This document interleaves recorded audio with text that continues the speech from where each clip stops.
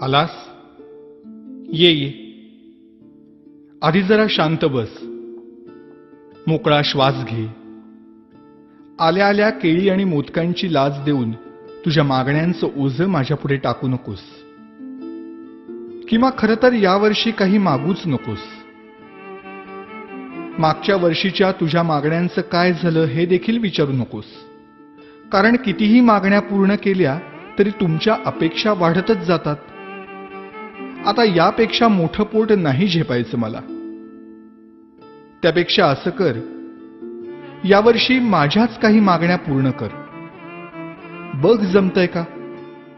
यावर्षी तरी निदान माझ्यासमोर दुसऱ्याचं वाईट चिंतू नकोस.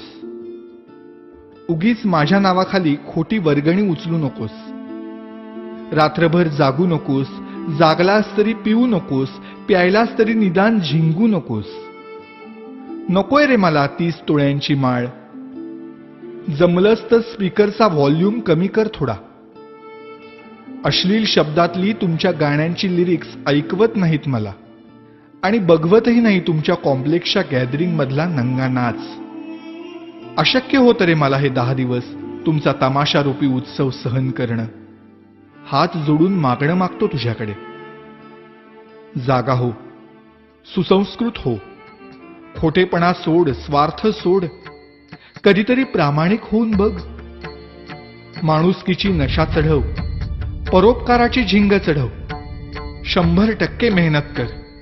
स्वतःला ईश्वरी अंश मानणाऱ्या लोकांपासून सावध राहा. त्यांच्या आधाराने जगण्याचा प्रयत्न करून स्वतःतला आत्मविश्वास हरवून बसण्यापेक्षा तुझ्यातलं देवत्व मनापासून जप. दहशतीने जग जिंकण्यापेक्षा प्रेमाने मन जिंक. श्रीमंतांचे जोडे पुसण्यापेक्षा गरिबांचे पाय धू. पैशाने श्रीमंत होण्यापेक्षा मनाने श्रीमंत हो. बघ आता यातलं किती तुला झेपतंय. रागावू नकोस भक्ता. आणि रित्या हाताने जाऊ नकोस. नेहमीच मागत राहण्यापेक्षा अखंड देत राहण्यातला आनंद तुला लवकर लाभो. हाच माझा आशीर्वाद. भेटूच पुन्हा.